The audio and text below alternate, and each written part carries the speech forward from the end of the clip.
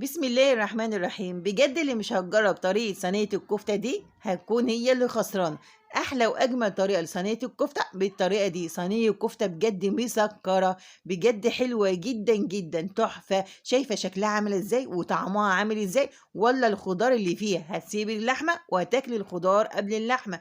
بطريقتها سهلة جدا جدا، وكله في صينية واحدة، يعني مفيش وقفة كتير في المطبخ ولا كمان مواعين. أنا دودو من المنصورة ودي قناتي. اتمنى منك تشتركي في القناه وتعملي لايك للفيديو، وتشوفي انت بتتابعني من اي بلد، وتكتبي لي كده في التعليقات، وخدي جوله بسيطه في قناتي المتواضعه، ان شاء الله تستفيدي معايا. شوفي شكل الكفته عامله ازاي وجمالها. يا سيدي يا سيدي، صلوا على النبي الاول وزيدوا النبي صلاه. واتمنى منك كده ما تخرجيش من الفيديو بسرعه وانت هتستفيدي معايا هنا نص كيلو من اللحمه المفرومه، انا فرماها كده وشين، وضفت عليها هنا نص معلقه صغيره من الملح. اللحمه المفرومه اوعي تضيفي ملح كتير عشان بتبقاش حادقه معاكي، لان هي من الحاجات اللي بيبان فيها الملح. وضفت عليها كمان نص معلقه صغيره من الفلفل الاسود. معايا في الكيس الخافي دون او الكيس اللهلوبه دون معايا معلقه صغيره من بهارات الكفته المشويه. ايوه، تجيبيها من عند العطار بتبقى تحفه.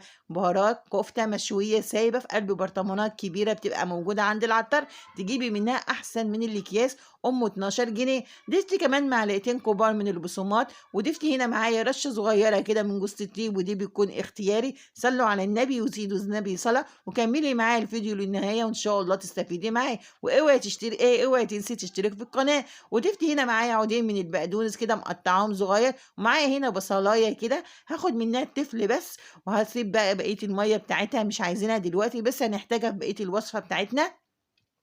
وبإيديكِ كده تعجنيها كويس أوي، أوي، أوي، عايزاكِ تعجنيها كويس جدًا. بجد صينية كفتة طعمها حلو جدًا، ولا ريحتها هتفضل معاكِ لغاية تاني يوم في البيت. هنبدأ كده بعد ما عجننا الكفتة، معايا طبق صغير أهوًا فيه شوية زيت. هابدأ أعاكي إيديّا الأول من الزيت، وبعد كده هابدأ أصبّعها صوابع زي ما أنتِ شايفة كده. طيب ليه لازمته الزيت؟ اللي هيخلّي الزيت مش هيخلّي اللحمة تلزق في إيديكِ وتغلبِك في التصبيع.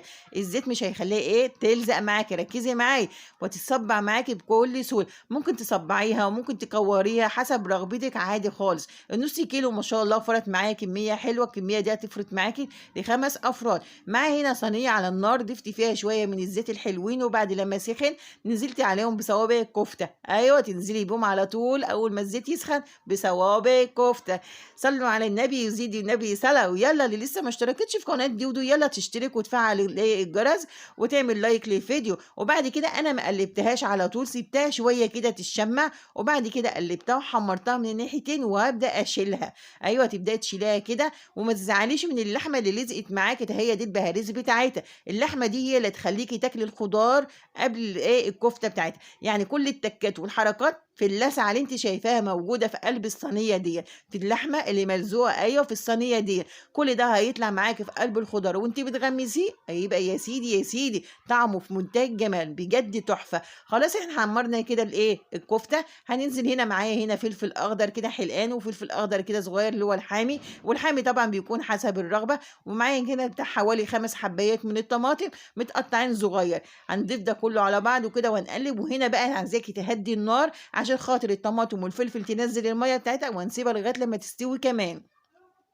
صلّوا على النبي. ومعانا هنا شوية المَيّة بتاعة البصل اللي كانت معانا في أول الفيديو. وبعد كده هانزل بيهم بمعلقتين كبار من صلصة الطماطم. صلّوا على النبي وزيدي النبي صلاة. تعالي نبهّر بقى شوية بهارات كفتة من اللي كانت معايا برضه في أول الفيديو، شوية ملح وشوية كمان من الفلفل الأسود. وهنضيف عليها كمان نُص معلقة صغيرة من السكر. أيوه، هنضيف عليها نُص معلقة صغيرة من السكر، بس مش دلوقتي، دلوقتي هتشوفيها معايا. هاقلّب كل المكونات ديًّا، وخلّي بالِك أنا هنا مهدية النار عشان خاطر الحاجات ديًّا كلّها تستوي وتنزّل المَيّة معايا. زي ما أنتِ شايفة هي نزّلت المَيّة، وضِفت نُص معلقة صغيرة من السكر أهي اللي أنا قُلت لِك عليها.